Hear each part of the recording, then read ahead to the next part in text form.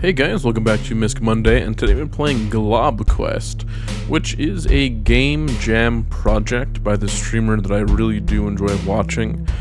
He does stream the game design behind his games, but he also does stream games as well sometimes. But he's kind of been moving over to game deving. But he did enter a game jam called, as you can see on the right hand side there, Big Mode Game Jam 2026. You can see his username on the game jam is WizHat, same as his handle on Twitch. I'll go ahead and put his this game in the description below, as well as his Twitch and Twitter in case you want to check him out. But yeah, without further ado, let's go ahead and get into this game. As you can see, it says place oil and fuel to make them slip. It's a kind of like a puzzle game. So firstly, I just want to say this game is super silly. So I did play this game once already, just because I wanted to play it once it came out. But I thought I'd cover it for a video as well, since I really enjoyed the like game design and aspect. I'm not really too into puzzle games usually, but I can definitely say the art style carried this one, and there actually are some kind of hard puzzles in it as well. But as you can see, your goal is to knock over the jugs of milk. The milk changes colors actually each time. Well, that one is like blue milk, I guess. And you can also, like, most of them are kind of clean cut on how to get it done, but some of them you actually can do in less than, you know, the amount of oil given to you.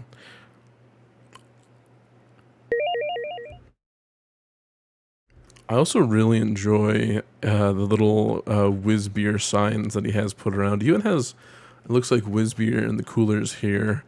And then he has these cardboard boxes with oranges that are like, I guess, solid oranges, so to speak, you know, because Solid Snake is always schmoovin' around in little cardboard boxes. Let's see if I can get this one first try or not. It is a little tricky, in all honesty. You really gotta thread the needle on this one. And if I do fuck it up, I will show you what I mean by needing to thread the needle. Nope, okay, I did get to do it first try, thankfully. But that one can be really tricky. The first time I did play this game, I think that took me maybe 15 minutes to figure out through trial and error.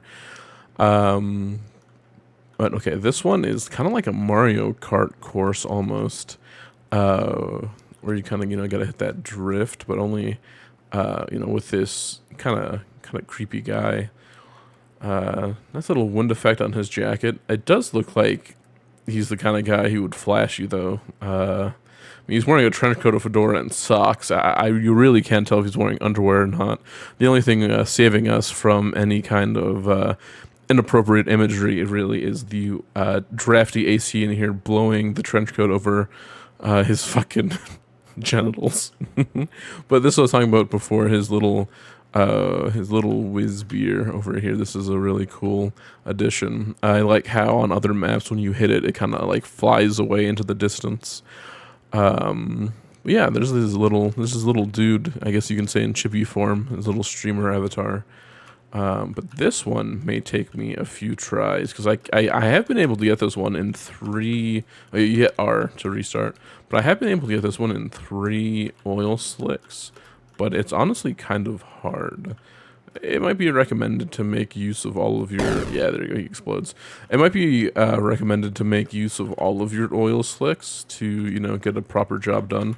But I kind of just want to get it, you know, in 3, because I've been able to get it in 3 before. And I guess this kind of shows you where the challenge is in this kind of puzzle game here. Or maybe I'm the one making it challenging, who's to say? This game definitely, you know, as a game jam, I think it, if I remember correctly, he did have a week to make this game. So, of course, with any game jam game, it's going to have some quirks and some jankiness to it.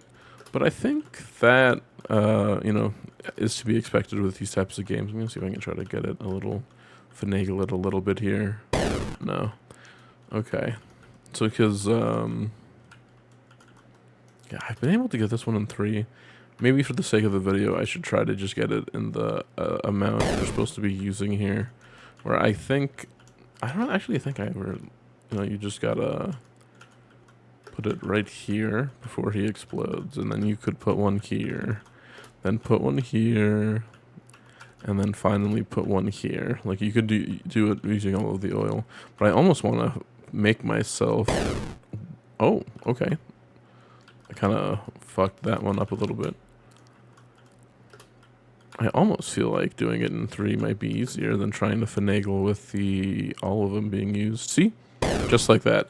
You almost get a threaded needle when you're using just 3 oil slicks.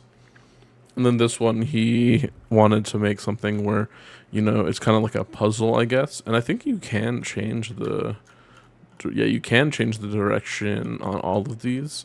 But honestly, with the way he did it, you can just kind of either, just kind of use one oil slick and then go through like that. And he does have a little bit of a slippery ride on the way, but he eventually does hit the goal there with some more blue milk. But I do find it, I don't know if it was meant to be done that way, but you can kind of create your own way to have it run more slick, I guess you could say, like, and less slides for the poor creeper dude. So this one is a little hard because I don't think you can just do it like that. No, it automatically has him, because you can walk up and down for your oil slick. So if I do this, nope, or isn't this one, can you only go down? Typically, well, I mean, really for this one, you just need to do that, that, those 3 there, down, and then, oh, I put it too far down, I think. Really, I think I can just put it here, here, and here, and then put him here. Yeah, there we go. And then, oh, I love that so much, just seeing them all sent flying. That milk color is a little strange. We'll call it pancake batter. Sure, let's go with that. It's totally pancake batter, guys. Nothing else. Nothing else weird about it.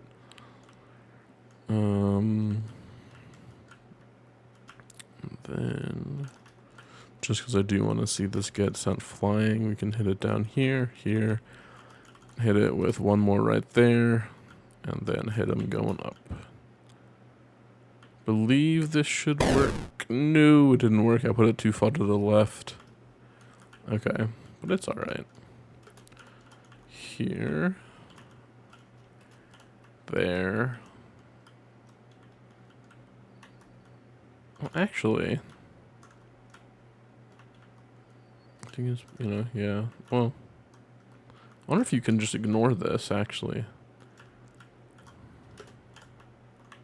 There.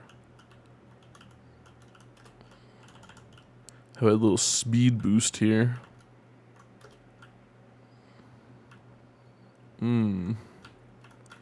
May have... Okay. I forgot, you kind of have to send them this way. So sometimes this game is a little anal on you.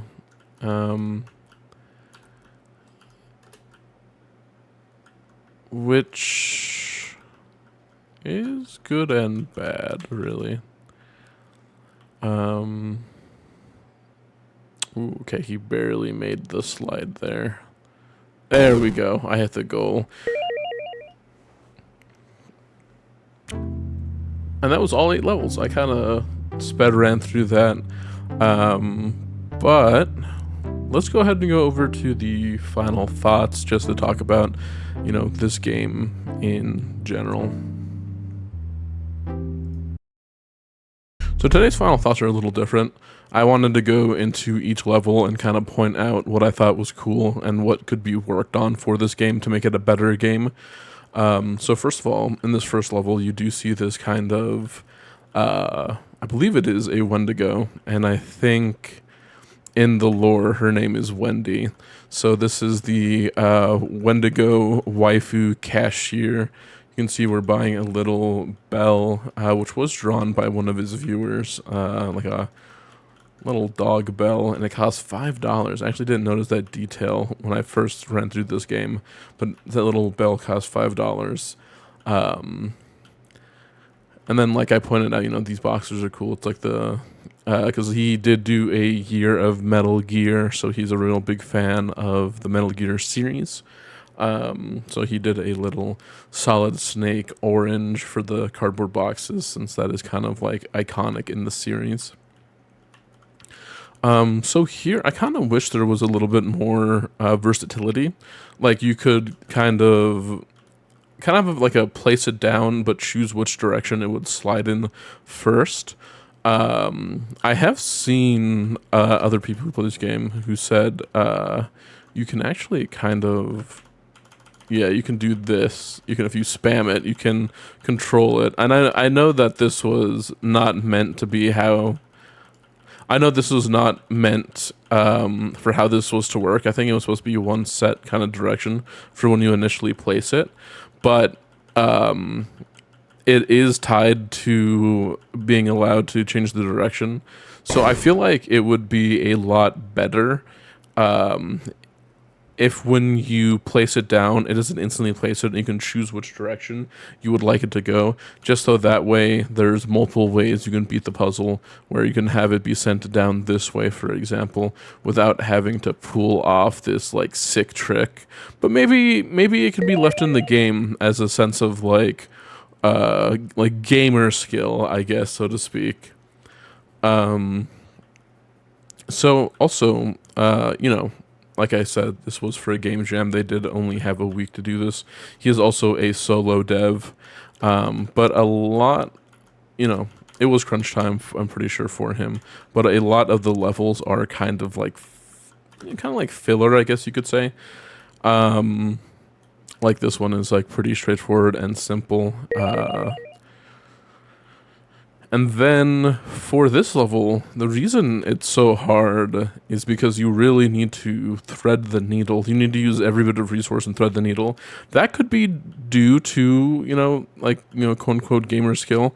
Or it could be due to you needing to be really anal with the placements. Which I don't even know if I can do this on the first try. I think it took me a few times in the video. But you do need to be pretty anal with these placements, and that could be a part of a charm in this game, or that could be a part like a negative feedback in this game. I guess it's really up to, yeah, see, I placed it too close and it did not like that.